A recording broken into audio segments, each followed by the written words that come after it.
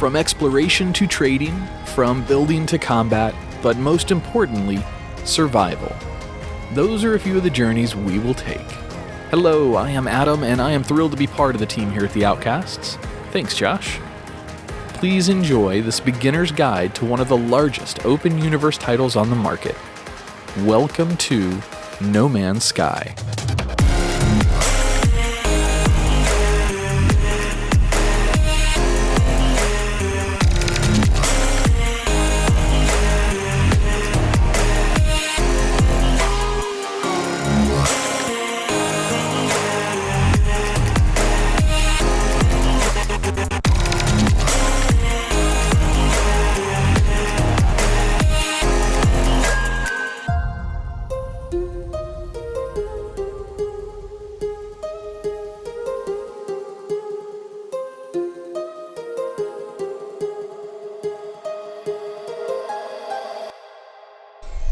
While No Man's Sky is not on rails like a traditional game, the beginning part of the game is very, very structured.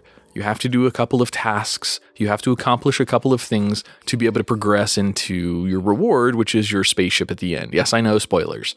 You have to kind of stick to the guide just up to that point. After that, you're pretty much on your own. You can go out and do whatever the hell you want to do in the entire universe. You can stick to the storyline, which is pretty in-depth now, or you can build and explore and discover and find creatures, go out and do a sandworm hunt to your heart's desire. So after initialization of your Visor, your system checks are going to come online. Your jetpack is going to make sure that it's good to go. Your shields will pop up and let you know that they're ready and working for you. Any beginner planet is going to put you in the same situation. You're going to be in some kind of hazard. The point of the game at the beginning is to kind of teach you the basics of how to survive when you're out in the worlds. So the very first thing that you're going to discover, like for example on this planet, it's negative 64 degrees, and I said it to Fahrenheit, UK guys. So the very first thing that you're going to need to do is find a way to recharge your shields, because that's going to be your lifeline against the elements, the cold, the toxicity, the heat, whatever your planet is that you start on, you're always going to have this hazard. So your very, very first objective in the game is find plants, find sodium or oxygen, depending on what you need, wherever you are, you need to go out and find those resources.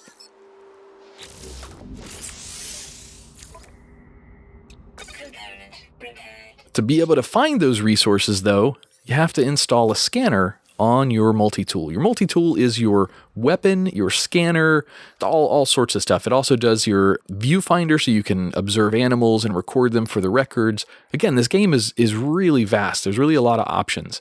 You don't have to be a fighter. You don't have to be a pirate. You can just, go out and discover new species and catalog them for the rest of the world to be able to see. So as you can see, I just upgraded my multi-tool so I can have the scanner option working. All that takes is 50 ferrite. So ferrite's in most of the rocks that are around you, pretty easy to accomplish. Now that my scanner is working, I want to go out and find those plants. So hit your scanner option and it's going to show you the different locations around your area for where you can go collect resources to be able to keep your shields up and your life support up.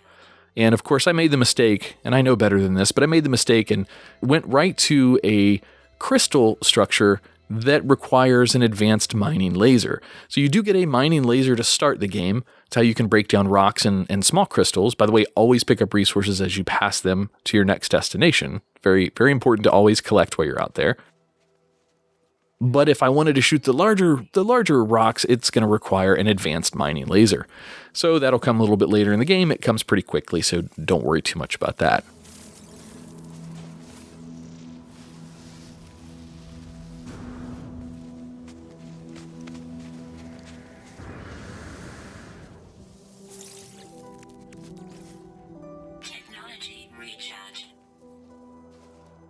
So sticking to the mission quests, to the quest line that are generated for you off the bat is what's going to get you to your ship.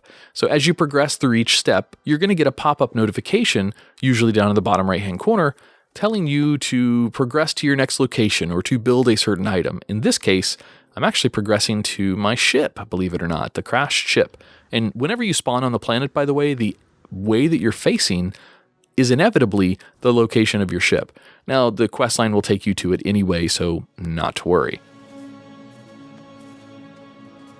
Continue stocking up on those resources as you go. That stuff goes pretty quick when you're out in the elements. When you do finally make it to your ship and get in, sitting in your cockpit, even with a broken ship, as you'll see here shortly, preserves your life support and preserves your shielding. So when you get in there, your shields will actually recover because you're in a covered area. It's a air compressed area or something. So, all right, so to complete this, always check these little resource crates because you never know what you get out of these. Like in these, I got a couple things of sodium, which is fantastic.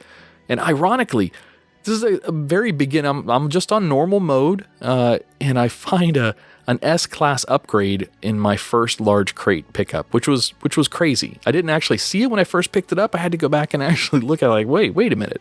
I have an S-class upgrade? Make your way on over to the distress beacon. It will provide a little bit of story and a little bit of lore for you. If you enjoy that piece of the game, then be sure to pay attention to that because it is a pretty interesting story that Hello Games has written into this. All right, you've completed your quest. Now it's time to hop in your ship and see how bad this puppy is damaged. What do you have to do to get yourself airborne? And it's really nice. The ship's computer syncs with you eventually, after some dialogue, syncs to your exosuit and tells you exactly what you need to do to fix it. So it's actually pretty easy to fix. You just have to do a little bit, not a lot, just a little bit of resource collection, and you should be able to progress right through the repairs. It's pretty straightforward. The ship does try to do an auto repair sequence, but inevitably there are still pieces that are broken. So always, at the beginning, they're always the same things too, by the way.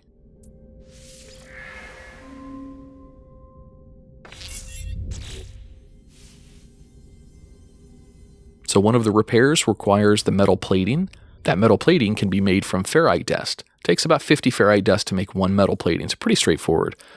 The dihydrogen jelly is made from those little blue dihydrogen crystals that you see as you're running along from location to location.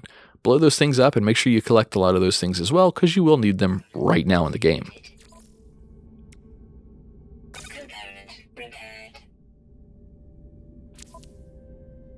So I'm going to go grab a little bit more ferrite. I didn't quite have enough to build a metal plating, so I'm going to snag a little bit more ferrite. Ferrite's from just about any of these rocks out here. Little tip, you can find cobalt inside caves. It sells pretty well at the space stations, at the trade terminals. To farm resources in this game, especially early in the game, use your multi-tools laser feature to break apart rocks or trees or animals or other items you see around the map, and that will provide you different resources based on the planet that you're on. Your starter planet's always going to give you the resources you need for survival or for crafting the items you need to make your ship, so you don't have to hunt too terribly hard to get ferrite or carbon. The sodium is a little bit harder to find, however, you've got your scanner and you can go out and locate those patches.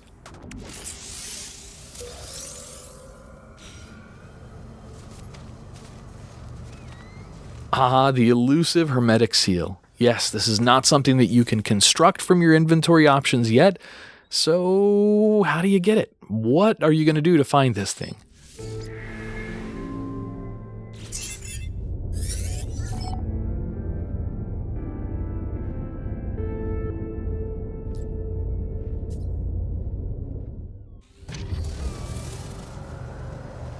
Step outside and talk to the distress beacon again, and it will provide you with a planetary chart. That planetary chart is going to be a mapping location pretty close to you, and at that location is going to be the reward of the hermetic seal, as well as the recipe for the hermetic seal, so you can make more to repair more items or to construct new things later.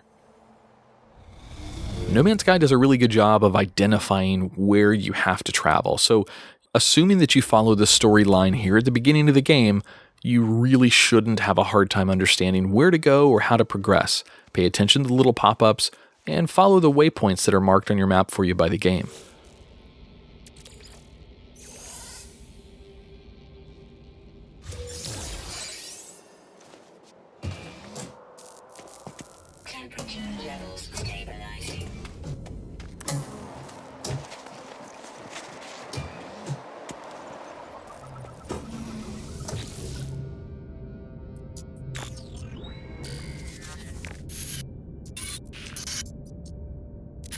So search these buildings and you will find the ability to recover these supplies. And there it is. There's our hermetic seal. We can now repair our ship. And then also after the inventory item goes away, you do learn the recipe for it as well. So now here's the interesting thing. You don't have a waypoint marked for your ship.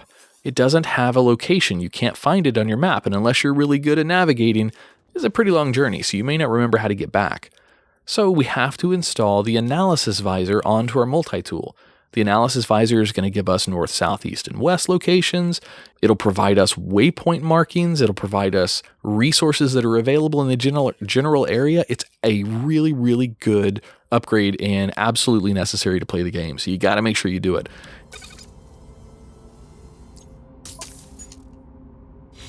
And there you go. There's our ship.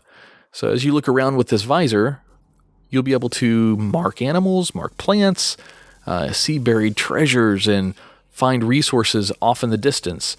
As you upgrade that analysis visor, you can actually see further. You can locate resources a lot further away than with just a standard installation.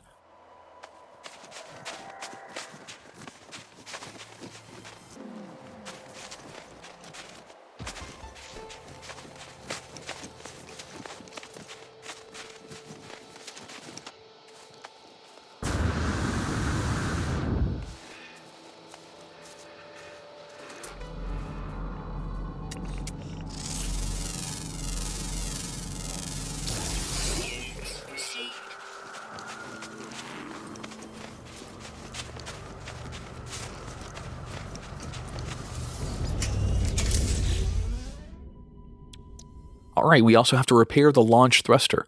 That takes pure ferrite and dihydrogen jelly. That dihydrogen jelly is pretty easy to make. Those blue crystals scattered all over the ground are dihydrogen, and you can combine, I think, 50 of those to get one dihydrogen gel. But that pure ferrite, that's a little bit more difficult. Pure ferrite comes from resources that require an advanced mining laser. So early in the game, you're not going to have that. So the only other way to get yourself pure ferrite is to build a portable refiner.